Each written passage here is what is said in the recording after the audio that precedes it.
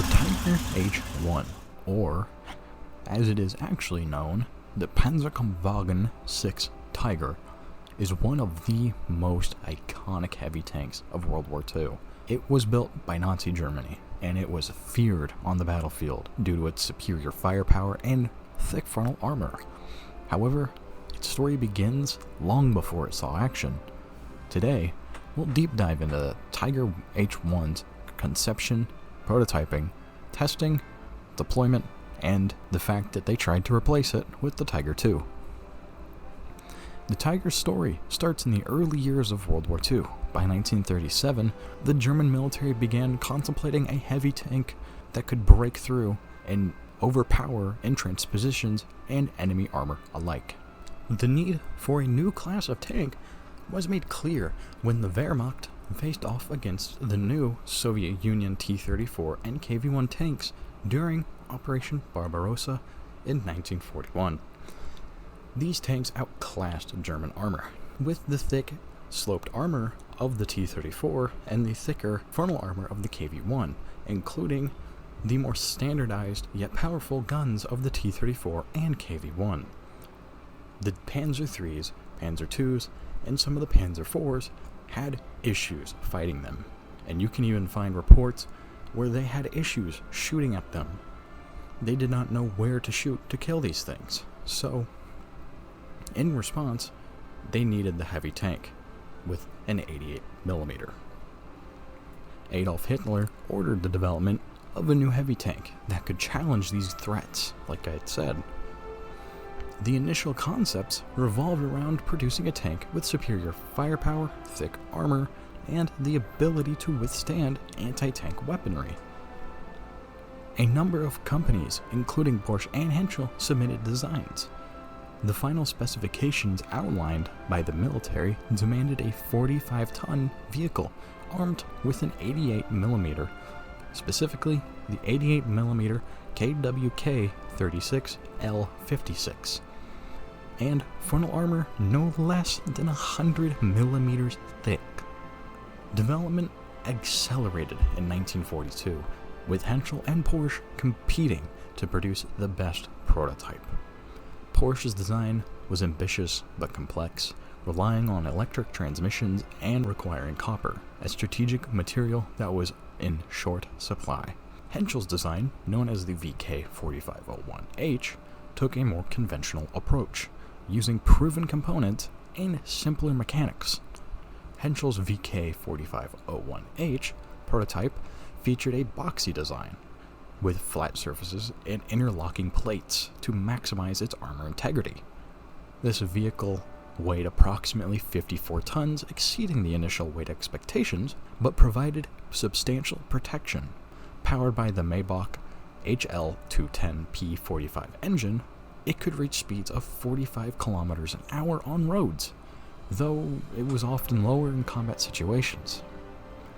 The 88mm, initially designed as an anti-aircraft weapon, had been adapted to serve as the main armament, offering both excellent range and armor-piercing capabilities. While both Henschel and Porsche had their prototypes and they were put through extensive trials, the Henschel model was favored due to the mechanical reliability and ease of production. So, in July of 1942, the Wehrmacht accepted Henschel's design and now would be officially known as the Tiger H1. Early production Tigers underwent extensive testing in summer of 1942, particularly on their tracks, suspension, and engine systems. The vehicle's massive weight put a strain on its drivetrain and suspension, causing a series of technical issues. The tank's complex overlapping wheel arrangement often led to clogging by mud or ice in extreme weather conditions. Additionally, the Maybach HL210 engine, while powerful, was considered underpowered for such a heavy vehicle. These mechanical shortcomings would persist throughout its service life, despite ongoing improvements. Field commanders also noted the Tiger's logistical demands. Its size and weight made transportation and recovery very difficult, particularly in challenging terrain. A new transport trailer was required to move the Tiger long distances, and breakdowns in the field often meant abandoning the tank, as recovery was impractical under combat conditions. Despite these issues, the Tiger H-1 was quickly pressed into service. The first unit to receive the Tiger was the 502nd Heavy Panzer Battalion. Deployed on the Eastern Front in September of 1942 near Leningrad. Its combat debut was far from smooth. The first Tigers encountered mechanical breakdowns and were often forced to withdraw for repairs. However, as production ramped up and crews became familiar with these tanks, its effectiveness became apparent. The Tiger H-1 was primarily used as a breakthrough tank, leading assaults against fortified positions. Its 88mm could engage targets at distances well beyond the reach of most Allied tanks, and its thick frontal armor rendered it nearly impervious to most anti-tank weapons at the time. On the battlefield, it earned a fearsome reputation, particularly in open engagements, where it could exploit its range and firepower to dominate the battlefield. And it was through these where the reputation would start to get bolstered by the Germans, and especially from the Allied nations who had yet to know how to defeat it, which wouldn't take long, as the 17-pounder could easily destroy the frontal plate, being a 76.2mm gun, and it was through the Sherman Firefly and the 17-pounder anti-tank gun that the Americans would also adopt their own, being the M4A2 76. The Tiger's battlefield success was undeniable. It was highly effective in tank-on-tank combat, where its long-range accuracy and firepower decimated Allied armor, from the Soviet T-34s, KV-1s, to the American M4 Shermans. Crews of Allied tanks often feared engagements with the Tiger, knowing that it could destroy them before they got within effective range.